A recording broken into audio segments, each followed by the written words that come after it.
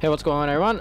Since I'm known as this, bow guy from the community because I do play with bows religiously, these are my thoughts on how bows should get nerfed. Or, if Bungie ever wants to nerf bows, which I think they should, these are my recommendations. So the first one here, I wrote down, remove Oathkeeper's ability to allow bow charges to be held indefinitely, allowing bows to be silent when holding an angle while also maintaining maximum damage and accuracy. So the silent part is that when you draw a bow using Oathkeepers, you never need to redraw the bow. Meaning, you can just hold an angle like this forever, right?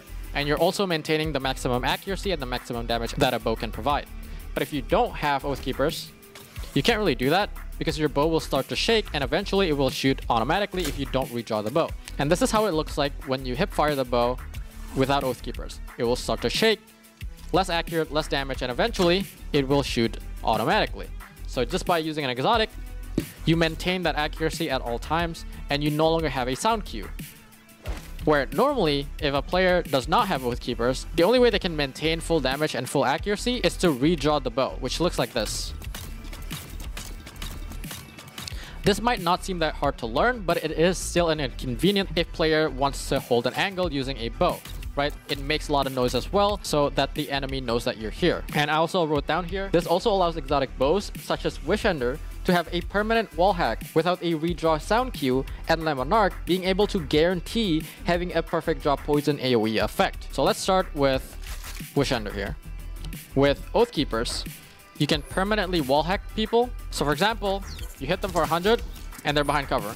You can see the next time they peek or if they run away, so you can find a better angle. So basically, you just know where everyone is at all times. Without the help of Oathkeepers here, you need to redraw the Wishender to maintain the full draw, right? You don't need to do it every single time. You can do it like once every like 3-4 seconds. And basically, this ping that you're doing, this loud noise, is a signal for the enemy to know that someone's there. So a good comparison here, just imagine fusion rifles, right? Usually if you're using a fusion rifle, you would pre-charge every corner. Imagine you can pre-charge your fusion rifle back in spawn and you can shoot it at any time you want instantly like a shotgun. That is basically what Oathkeeper is to bows. And just moving over to Monarch, as we all know, it does this poison AoE effect when you perfectly draw and headshot someone. And by using Oathkeepers, you always have that perfect draw. Right? So that's another benefit that you get. And while we're at it, I want to talk about Monarch real quick here. I don't think a weapon that deals over 100 damage in PvP should be able to have a damage over time effect. I feel like they should just change the damage over time effect, so now that the bow will apply volatile similar to Astrocyte Verse. This will still make the bow very desirable inside of PvE because now you can passively pair this with things like Falcons, and also it's not really a big of a deal inside of PvP since you can't proc volatile anyways unless you deal 200 total damage. Alright, so moving on to the next suggestion, I wrote down, add a much more noticeable damage and aim assist drop off. Right now, bows reward the player too much for being too passive, allowing them to hit insane amount of damage over longer distances, making it hard to play around. Ideally, a precision hit from a bow should deal 100 damage, specifically for precision frames, at the longest possible drop off, allowing overshields and healing effects to counter their lethality. So at the moment, I can just sit 40 meters behind cover, hit them for full damage, and I still have the aim assist to hit them in the head just fine. So in the future, maybe they can implement a damage and aim assist drop off starting at like 20 meter and then 30 meter and then 40 meter,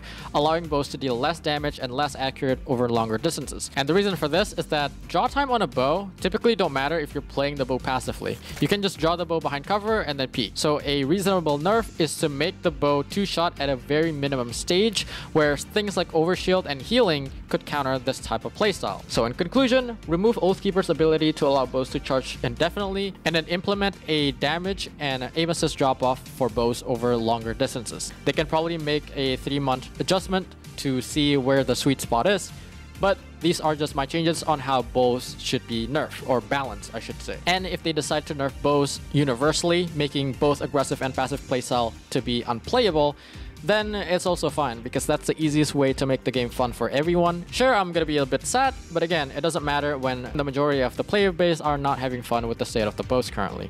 Thank you guys for watching, and I'll see you guys next time.